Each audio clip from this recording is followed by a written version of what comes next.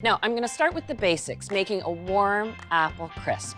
And honestly, if I'm in the mood for apple pie, but I don't have the time to make the pastry, this is my go-to dessert. And it all really starts with the fruit, 6 cups of sliced apples. Now, the nice tip when it comes to making an apple crisp is really any apple type will do. Now, to add a little sweetness, you could add sugar, but I prefer a little bit of maple syrup. And because it is about the aromatics of a crisp baking, a little vanilla just adds to that, just about a teaspoon.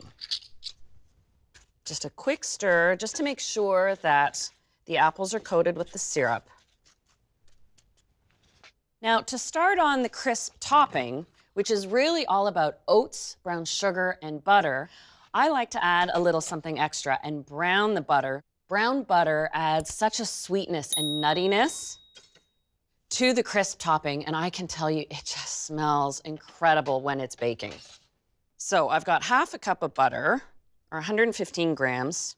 I like weighing it simply because that way it's tidier, easier than cleaning out a measuring cup.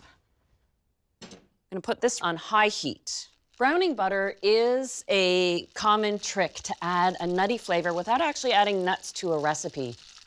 And you're melting the butter, and the milk solids within the butter actually caramelize, and that flavor goes into the melted butter itself.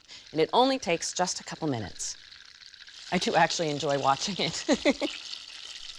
It's just starting to brown. I can smell it. I'll shut off the heat and let that settle down. So now I'll make that oat topping. Grab my oats.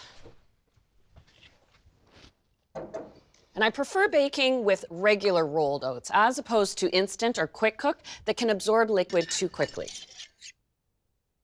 So 1.25 cups of rolled oats.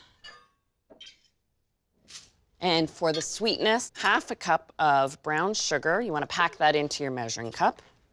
And you can use all-purpose flour, but I figure this is a weeknight dessert. I'm baking with oats. If we can add the extra fiber with whole wheat flour, I'm gonna put it in there. So 1/3 cup. And of course, an apple crisp couldn't be an apple crisp without cinnamon. A full teaspoon.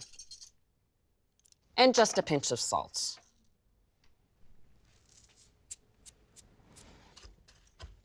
Just stir this up just a little bit to combine.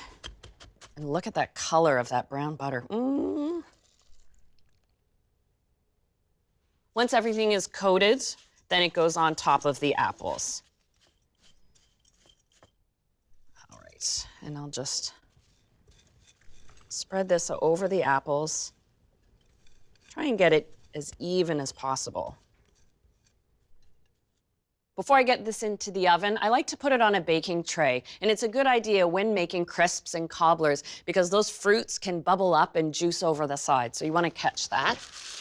I'll line my baking tray with parchment. And now this is ready for the oven. I've preheated it to 350, and the apple crisp takes about 45 minutes, and it smells delicious every minute of that as it's cooking. To check the doneness, because this is nicely browned on top already, I actually use a paring knife. Insert it in the center. When it yields easily, then I know my apples are tender.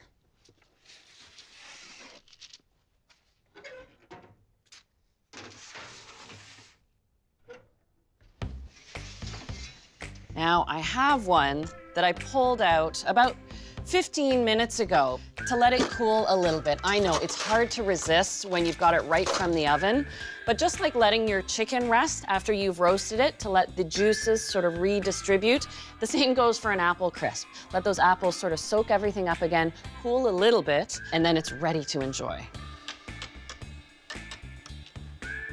Oh, you've got those lovely soft apples. This is a comforting food smell. Oh, hello.